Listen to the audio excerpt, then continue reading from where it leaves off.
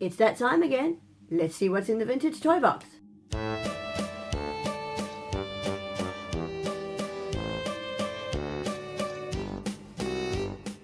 Hey guys, welcome back to my channel. I hope you guys had a wonderful Christmas and New Year, and I hope this year brings everything wonderful for all my lovely subscribers out there and all the new subscribers that I'll hopefully get this year. So today's video is going to be something a little bit different. Over Christmas I had a friend come around and she happened to see my Doctor Who collection, and she made a suggestion that why don't I do a video and show you guys all my Doctor Who figurines. So, whoops, upside down. So I thought that's what I would do today. Okay, so the first figure I'm going to show you is the 8th Doctor, as played by Paul McGann. I'll move that out just a little bit so you can see him.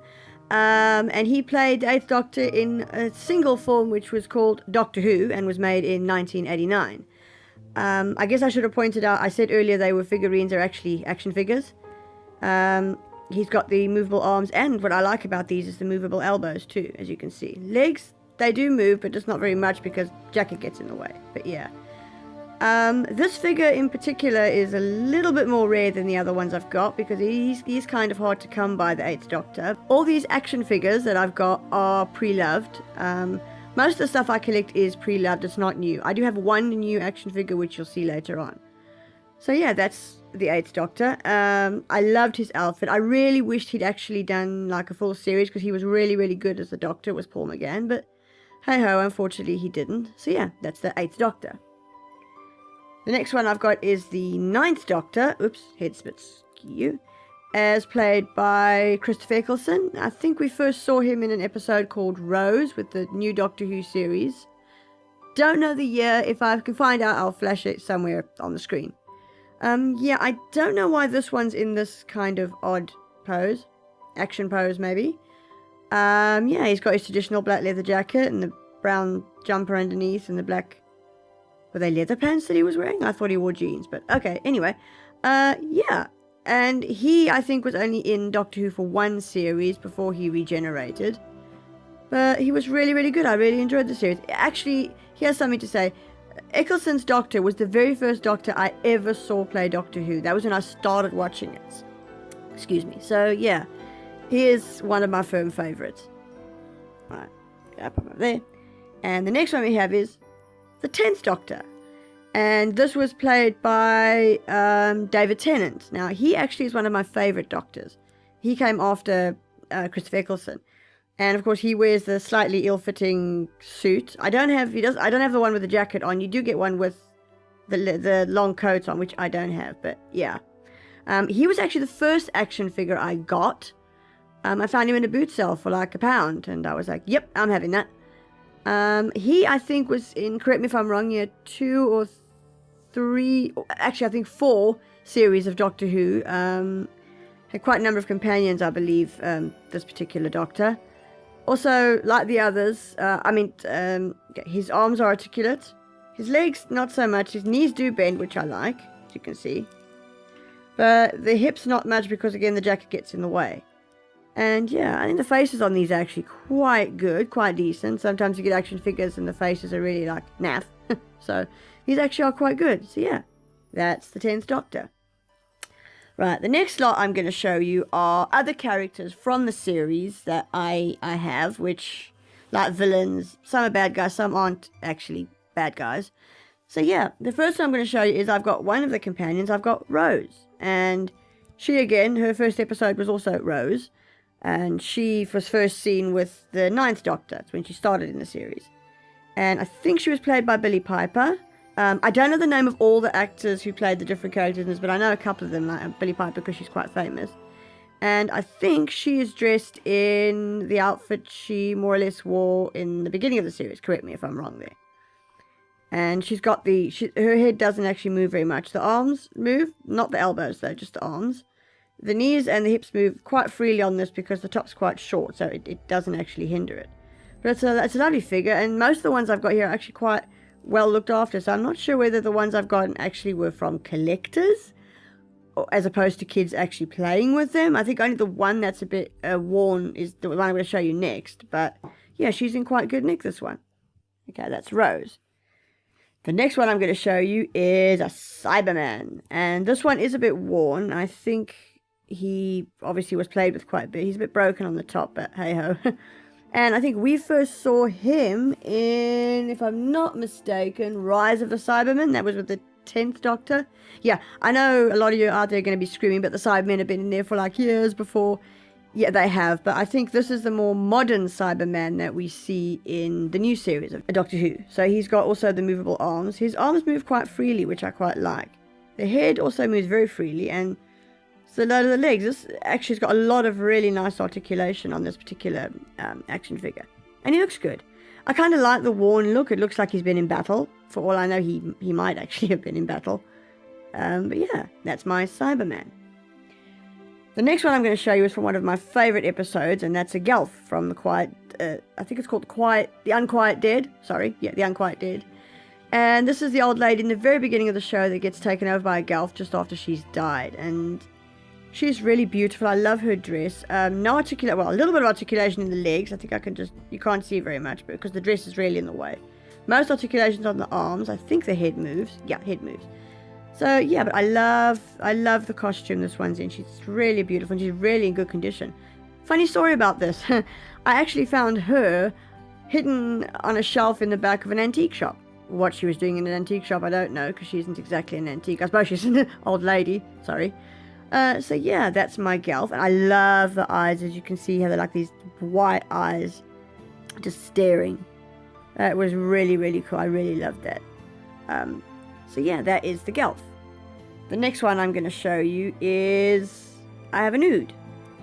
And this little guy, I think the first time we see him is in... If I'm not mistaken, The Impossible Planet. Yeah, he's like a servant to the humans. I won't go into detail because I don't want to spoil it for people who actually haven't seen the series. But yeah, he's a servant to the humans and not kind of... More like a slave. It's not in a good way. But he's not a bad guy. He's just sort of, in general, just there. He's neutral. And he's got movement in the arms. He's got the elbows that move. He's got his... Yeah, both elbows that move. I don't know the hands, actually. They don't. The legs move, as you can see, quite freely. The jacket is short, so it doesn't actually hinder. A lot of the time, these, like, rubbery jackets do hinder the movement of the legs, but this one doesn't seem to. And yeah, his face is kind of creepy, with that stuff coming out of his mouth. He is missing his Ood ball, which is supposed to come down here into his hand, which he's supposed to be holding, but for some reason he came without it. So yeah, that's my Ood. Actually, their episodes end up being very, very sad. That's all I'm going to say, so yeah. The next one I've got is this creepy little fellow. This is a Scarecrow from Family of Blood.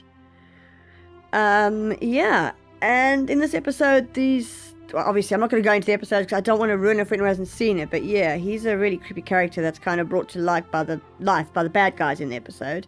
He is really, really cool. I really like him. Kind of very scary looking, creepy face. He's got the arms move and the elbows move, which I like. I don't think the hands move again. The head, a little bit of movement, and the legs have the bending knees. Again, the costume, this thing gets in the way, so you can't really articulate. Oh, the feet, I didn't notice that. There you go, learn something every day. The feet on this one move.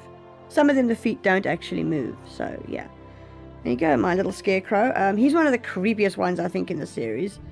And there are a lot others, I'm sure a lot of you are other. Here's the thing. Tell me down below in the comments which Doctor Who villain or bad guy is the creepiest to you. Which ones were like the creepiest. One of them I'd really love to get, just while I'm on that subject. To me, the creepiest of all of them for me is the Weeping Angels. Unfortunately, I don't have a Weeping Angel. I'm hoping to get one, and if I do, I'll be sure to make another video and show you if I get any more of these. So that's my creepiest. Let me know down below what is your creepiest Doctor Who villain. Also, which is your favorite Doctor up to now. So yeah, and that's my lovely Scarecrow. I really do like the look of this one. He's been made very, very well. Okie dokie. And the next guy is the Master. And this is John Sims' Master, I think. Face is not that good on this one, but yeah. I think he first appeared in Utopia. And he is basically the Doctor's arch nemesis. Sadly, used to be the Doctor's friend. I won't go into any more in case you guys want to watch the series. I don't want to spoil it, so. And he's got articulated arms and legs as well. Quite easily because the jacket's quite short. One thing I will say about him, just so people know, is he is also a Time Lord. He's just not like the Doctor in any way, unfortunately. Let's just say he had a bad experience as a child, or as a youth, should I say, on Gallifrey, and yeah, so that kind of changed him. But I'll leave it at that. You guys can go watch the series. So, beautiful figurine. I love the suit. Very nice. Another set again, also in very good condition for something that was pre-loved. So yeah, that's the Master. I think the hair should have been a little bit more blonde, but yeah, so that's the Master. Move these out a little bit out the way. Yeah, they're just lying there. The next one I'm going to show you is something that every Doctor Who fan will know, and probably even those who don't watch the show will know, and that is boom. I can't really show it on properly. It's a Dalek. I'm going to do it this way because I can't really hold it up straight. This isn't from the same series as these. This is something different. But as I had a Dalek, I thought, well, you can't have a Doctor Who video about Doctor Who stuff and not show a Dalek. So I don't know which Dalek this is. It's one of those that had a specific name, like Dalek Sick or Dalek, whatever the others were called. If you guys know, tell me in the comments below which Dalek this was, actually, because I have absolutely no idea. So, yeah, but he's actually quite beautiful. He is actually, you can put batteries in there, as you can see at the back here, I think.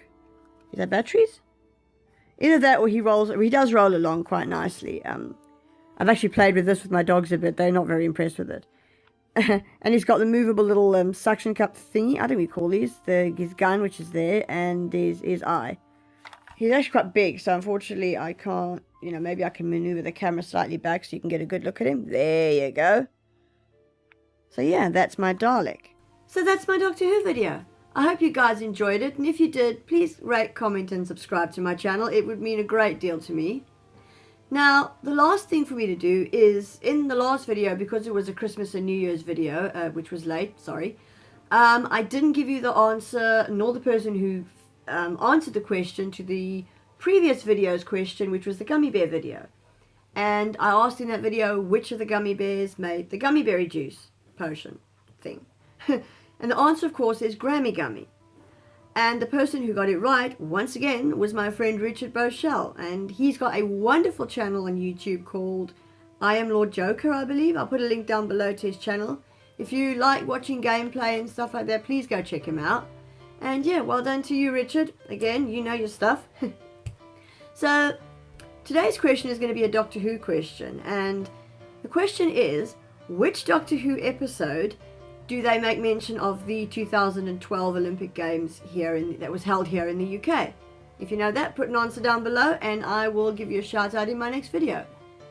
So yeah, from me until next time, till my next video, have a good one, guys. Bye.